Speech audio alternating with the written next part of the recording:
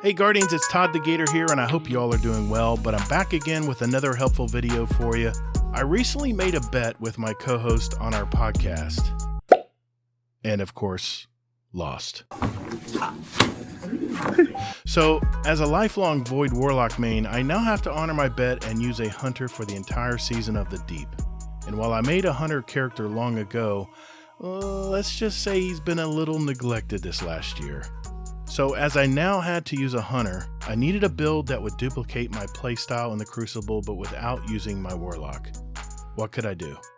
Now I don't normally do build videos, as there's plenty of great content creators that do it already, but in the circumstances that I currently find myself in, I really couldn't find much on the interwebs that I liked as far as the hunter builds and what I was looking to do with it. That being said, I had 3 goals in mind in making this build. First, I wanted to use the blink movement as I have practiced it a lot with my Void Warlock in the past, and I just wanted to have that extra option to evade my enemies. And yes, for you hunters out there, I know I have the dodge ability, but I find myself forgetting to use it half the time, but I know I'll begin to use it more as I get more playtime in.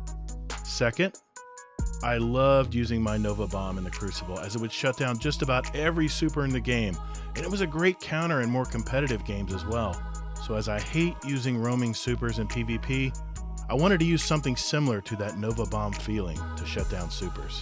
Third, I use sidearms in the Crucible, and I have always hated using shotguns, and also I've moved away from fusion rifles as their consistency and reliability have waned, at least in my opinion. So keeping these 3 parameters in mind for my build, now I can get to work. Let's go! I mentioned this in another video, but I'll say it again. The new 3.0 subclass systems have really made it an option for you to build your Guardians any way you like, depending on what your playstyle caters to. Okay, let's start with the basic armor traits. For me, I don't have the optimum armor stats at the moment, but here's what I'm striving for.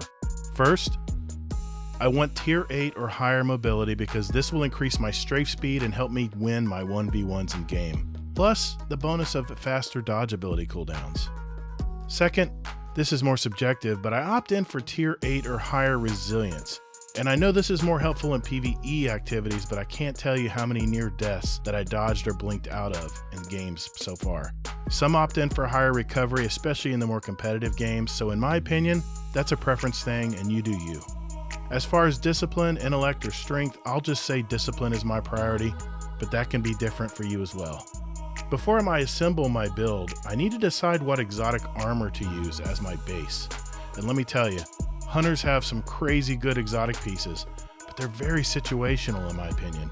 So as I like to use sidearms in nearly every match, I chose the Mechaneer's Trick Sleeves as it'll increase sidearm ready and reload speed, but while critically wounded, which let's face it, happens to me a lot in PvP, swapping to a sidearm gives me major improvement to airborne effectiveness, also grants a 35% buff in damage using any sidearm. That's going to benefit me most in 1v1s as I'm usually fighting for my life, and also refreshes my magazine while doing it. So Mechaneer's Trick Sleeves it is. Good job! In this particular scenario, I'm using my Iron Banner setup, and my primary is the Disparity Aggressive Burst Pulse Rifle with the new and improved Headseeker perk. My Fiora Tuna 59 sidearm with also the improved Zen Moment perk, and whatever heavy you like to use. I'm using a Razor's Edge sword here because it helps my Iron Banner XP gains at the moment. Now to my subclass. I'm using the Gathering Storm super as it will shut down many supers in the game like my Nova Bomb did, which if you remember was my number 2 goal. But keep this in mind, a Nova Bomb has a large area of effect, but the Gathering Storm super I'm finding out has to be very precise, so practice using it for full effect. But I've had some really good quad kills in past games. Marksman's Dodge to reload my weapons at critical times when I need it, Blink jumping ability, which was my very first goal, Combination Blow, and I like lightning grenades because they pulse very infrequently. They surprise many players when standing on a point, and especially if you can be very good at strategically putting them on a hard surface. Very effective. I use Tempest Strike as an aggressive melee ability when I'm in the mood, and Lethal Current for that extra lunge range after dodging. That jolts the target, creates damaging aftershocks as well. Once an enemy is jolted, by the way, it also adds a blinding effect. I use Spark of Magnitude to increase the duration of those lightning grenades, Spark of Recharge to speed up my recharge rates of my melee and grenades while critically wounded, Spark of Instinct, which, while critically wounded, taking damage emits a burst of damaging arc energy that jolts targets as well. And finally, Spark of Feedback, which taking damage increases my outgoing melee damage. And it also has the added benefit of +10 resilience. Now, looking at my armor pieces on my helmet, I always use targeting mods to add a little aim assist to my Void, Arc, and Stasis powered weapons. Full disclosure, I switch to my Cloud Strike exotic sniper rifle on the fly sometimes, and also my Buzzard Adept sidearm in the kinetic slot, depending on the map. So you would need to change the stasis targeting to kinetic targeting mod, which also uses 3 slots, so it's easily interchangeable in the moment. Just want to let you know about that. Bolstering detonation mod on my gauntlets, as I gain dodge ability energy while doing damage with my grenades. Damage, mind you. Focusing strike that will afford me more dodge ability energy while just doing damage with my melees. And finally, I'm using a reloader mod, which can change depending on whatever weapon you're using. In this case, I'm using a stasis reloader. As this build is for my 1v1 engagements, I like unflinching mods on my chest piece. Here I'm using Void, Stasis, and Arc unflinching, but you can also stack these, double them up, depending on what weapon you're using the most. It's up to you.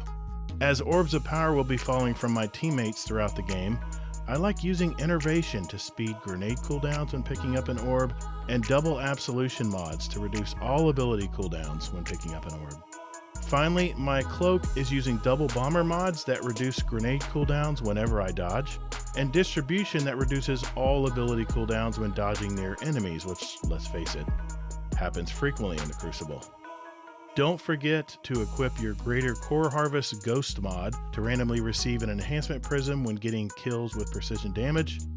Also, don't forget to tip your waitress. Bro, what are you talking about, man? I mean, award commendations at the end of every match. Especially those teammates that helped you out or had some killer drip. This build, Todd the Gator's pretending to be a warlock. I'll have the dim link to it right there down in the description. So I hope you have a chance to try it out, as I haven't seen this build on the internet much and thought you might like it, especially for all you warlocks out there being forced to main a hunter for this season. Speaking of builds, you should check out this video I posted a few weeks ago above as well.